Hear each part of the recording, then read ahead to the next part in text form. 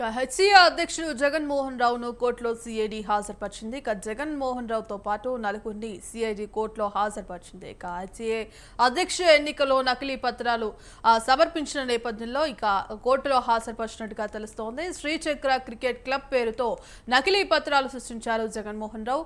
Gowlipura cricket club president Shri Krishna Yadav సంతకం forgery చేశారు. Forgery పత్రాలను కవిత జగన్మోహన్ రావుకు అందించినట్టుగా తెలుస్తోంది. నకిలీ పత్రాలతోనే హెచ్సీఏ అధ్యక్షుడిగా జగన్మోహన్ రావు ఎన్నికయ్యారు. హెచ్సీఏ నిధులు దుర్వినియోగం చేశారని జగన్మోహన్ రావుపై ఇప్పటికే అభియోగం ఉంది. ఈ నిధుల దుర్వినియోగంపై కూడా సిఐడికి టీసీఏ అధ్యక్షుడు గురువారెడ్డి ఫిర్యాదు చేశారు. అనంతరం దర్యాప్తు చేపట్టిన హెచ్సీఏ అక్రమాలు గుర్తించిన సిఐడి అధికారులు జగన్మోహన్ రావుకు కోశాధికారి శ్రీనివాసరావు, సీఈఓ సునీల్ సహకరించినట్లుగా పేర్కొన్నారు.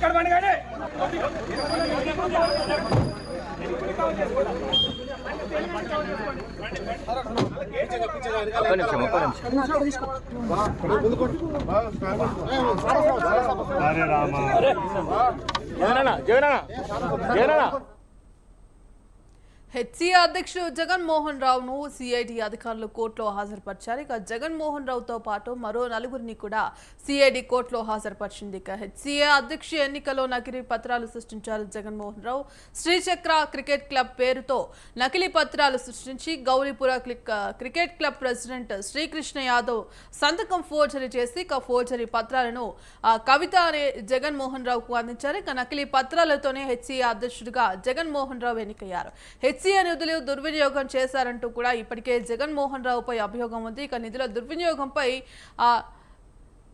టీసీఏ అధ్యక్షుడు గురువారెడ్డి సిఐడికి ఫిర్యాదు చేశారు. దర్యాప్తు చేపట్టిన అధికారులు హెచ్సీఏ అక్రమాలు గుర్తించి జగన్మోహన్ రావుకు కోశాధికారి శ్రీనివాసరావు, సీఈఓ సునీల్ సహకరించినట్లు ఆధారాల్లో వెల్లడించారు. ఇప్పటికే జగన్మోహన్ రావు, శ్రీనివాసరావును సునీల్ రాజేందర్ యాదవ్, కవితను అధికారులు అరెస్ట్ చేశారు.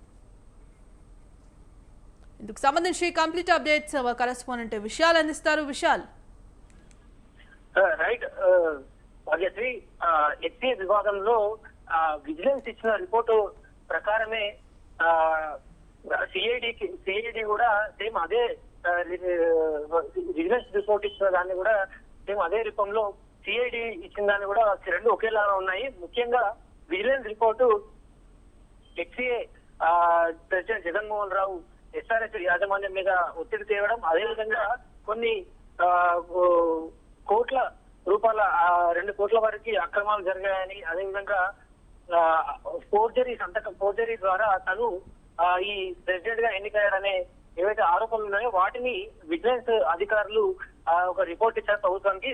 సరిగ్గా అదే రిపోర్ట్ ను అదే కరెక్ట్ అంటూ కూడా సిఐడి ఈ రోజు ఒక ప్రెస్ నోట్ విడుదల చేసింది. మొత్తం ఈ హెచ్సీఏ వివాదం కేసులో మొత్తం 6గురిపై కేసు నమోదైంది.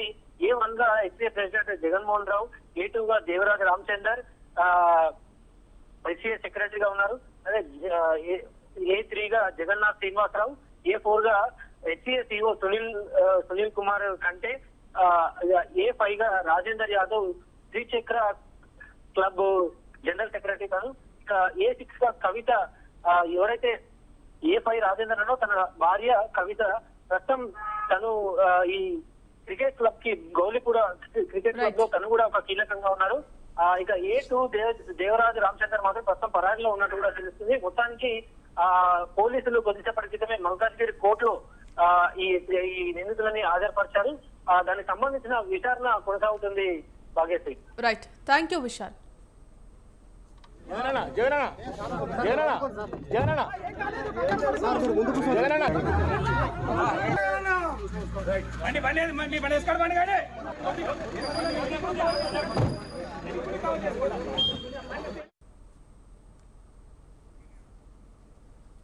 ఇవి ఇప్పటివరకు నా బులెటిన్.